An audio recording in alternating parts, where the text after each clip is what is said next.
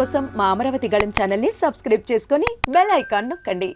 ఏపీలో ఈసారి అసెంబ్లీ ఎన్నికల్లో విజయంపై టీడీపీ ధీమాగా కనిపిస్తోంది. ఆ పార్టీకి ఖచ్చితంగా 125 సీట్లకు పైగా వస్తాయని రఘురామకృష్ణరాజు, 130 సీట్లు వస్తాయని బుద్ధ వెంకన్న వంటి వారు జోస్యాలు చెప్తున్నారు.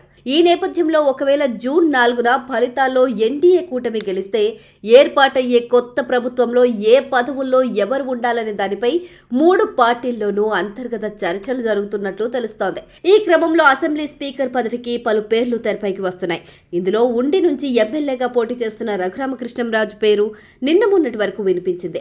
ఆయనే పలుమార్లు తాను స్పీకర్గా ఉండాలని అభిమానులు కోరుకుంటున్నట్లు చెప్పుకున్నారు. అయితే చంద్రబాబు నిర్ణయమే ఫైనల్ అని కూడా చెప్పేశారు. మరోవైపు తాజాగా స్పీకర్ పదవికి మరో పేరు పరిశీలనకు వస్తున్నట్లు తెలుస్తోంది. రాయలసీమలోని ఉరవకొండ నియోజకవర్గం నుంచి పలుమార్లు గెలిచిన టీడీపీ సీనియర్ నేత పయ్యావుల కేశవ్ పేరు తాజాగా స్పీకర్ రేసులో వచ్చింది. గతంలో పలుమార్లు ఎమ్మెల్యేగా గెలిచిన మంత్రి పదవి లభించని పయ్యావులకు విపక్షంలో ఉన్న సమయంలో పీఎస్సీ చైర్మన్ పదవి ఇచ్చి చంద్రబాబు గౌరవించారు. టీడీపీ అధికారంలో ఉన్నప్పుడు గెలవని పయ్యావుల కేశవ్ ఆ పార్టీ ఓడి విపక్షంలో ఉన్నప్పుడు మాత్రం గెలుస్తూ వస్తున్నారు. ఈసారి ఆ సంప్రదాయం మారి మరోసారి పయ్యావుల గెలిచి కూటమి కూడా గెలిస్తే అప్పుడు స్పీకర్ పదవి ఆయనకు ఖాయమంటున్నారు. మరోవైపు ఉండి నియోజకవర్గంలో రఘురామ గెలుపుపై అనుమానాలు వ్యక్తమవుతున్నాయి. ఉండి నియోజకవర్గం టీడీపీ ఆవిర్భావం నుంచి టీడీపీకి పెట్టని కోట. 1983 నుంచి 1999 వరకు కలిదిండి రామచంద్రరాజు వరుసగా 5 సార్లు గెలిచారు. 2004లో మాత్రమే అక్కడ కాంగ్రెస్ గెలిచింది.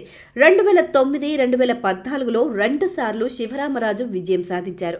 2019 ఎన్నికల్లో జగన్ గాలి బలంగా వీచినప్పటికీ ఇక్కడ మంతెన రామరాజు టీడీపీ నుంచి విజయం సాధించారు.